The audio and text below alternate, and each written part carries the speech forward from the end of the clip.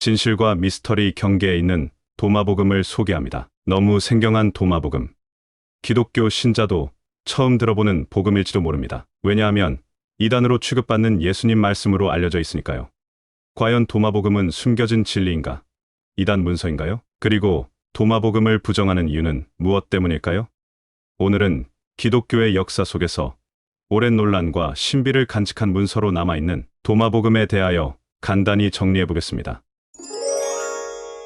신약 성경에 포함되지 않은 외경 중 하나인 도마복음은 1945년 이집트 나감마디 지역에서 발견된 고대 문서들 가운데 하나입니다. 기독교 초기의 다양한 신앙적 관점을 엿볼 수 있는 귀중한 자료로 평가되고 있죠.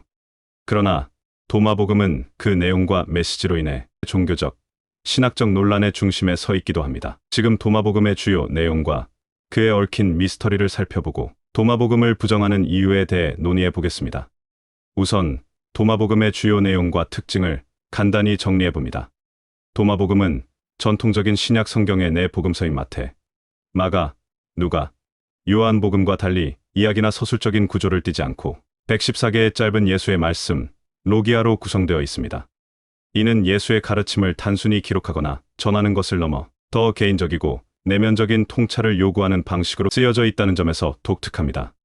도마복음의 핵심적인 특징 중 하나는 인간의 내면에 초점을 맞추고 있다는 점입니다. 예수는 도마복음에서 이렇게 말합니다. 하늘의 나라는 너희 안에 있다. 이 문장은 인간 스스로가 신성에 접근할 수 있음을 시사하며 전통적인 기독교, 교리가 강조하는 외부의 구원자나 교회 시스템과 대조적인 메시지를 담고 있습니다.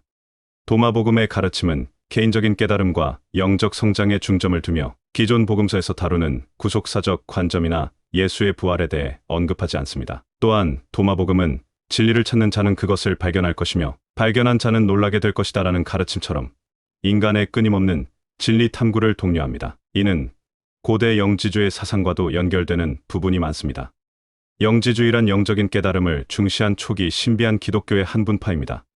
도마복음은 숨겨진 진리인가? 이단적 문서인가? 도마복음은 오랜 세월 동안 기독교 교회의 주류 신학에서 배제되었으며 일부에서는 이를 이단적인 문서로 간주했습니다. 그렇다면 왜 도마복음은 정경, 즉 공식적으로 인정된 성경으로 받아들여지지 않았을까요? 첫째, 도마복음이 발견되기 전까지 이 문서는 역사 속에서 거의 사라져 있었습니다. 초대 교회 시기에 이미 이 문서는 외면되었고, 이는 도마복음의 내용이 당시 교회의 신학적 입장과 충돌했기 때문으로 보입니다. 둘째, 도마복음의 메시지는 기존 교회의 권위와 체계에 위협을 가할 수 있는 요소를 내포하고 있습니다.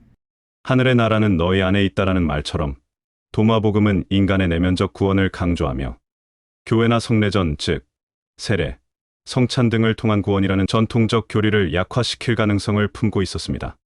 당시 교회는 신앙의 통합과 교리적 일치를 유지하려 했고, 도마복음처럼 영지주의적 색채가 강한 문서들은 혼란을 초래할 우려가 있었습니다. 셋째, 도마복음의 발견과 보존 과정 자체가 미스터리입니다. 1945년 나감마디에서 발견되기 전까지 도마복음의 존재는 주로 초기 교회 교부들의 이단 논박 기록을 통해 알려져 있었습니다. 이러한 상황은 도마복음이 의도적으로 은폐되었을 가능성을 제기하기도 합니다. 발견된 문서가 온전히 보존되어 있지 않고 파편적으로 남아있다는 점도 도마복음을 둘러싼 신비를 더욱 증폭시킵니다. 넷째, 도마복음은 기존 복음서에서 다루는 중요한 사건들, 특히 예수의 십자가 사건과 부활에 대해 거의 언급하지 않습니다. 이는 예수의 생애와 구속사적 역할에 초점을 맞춘 정통 복음서와 근본적으로 다른 접근법을 보여줍니다. 끝으로 도마복음의 현대적 의미에 대해서 알아보겠습니다. 도마복음은 여전히 많은 미스터리를 간직한 문서로 현대 학자들과 신앙인들에게도 깊은 질문을 던집니다.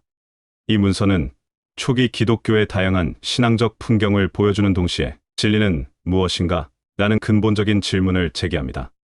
오늘날 도마복음은 단순히 이단적 문서로 치부되기보다는 개인적인 신앙의 자유와 내면적 탐구의 중요성을 조명하는 자료로 평가받고 있습니다. 도마복음이 전하는 메시지는 결국 각자의 내면에서 진리를 찾으라는 것입니다. 그러나 그 과정에서 우리는 이러한 진리가 개인의 깨달음과 교회의 공동체적 신앙 사이의 균형을 어떻게 이룰 수 있을지 고민해야 할 것입니다. 도마복음을 통해 진리에 대한 탐구는 끝나지 않았습니다. 그것은 여전히 우리의 손에 남아 있으며 우리가 어떻게 그것을 바라보고 다룰지에 따라 새로운 빛을 발할 수도 또는 다시 어둠 속으로 사라질 수도 있습니다. 다음에 그 내용에 대해 좀 더 깊이 다뤄보도록 하겠습니다.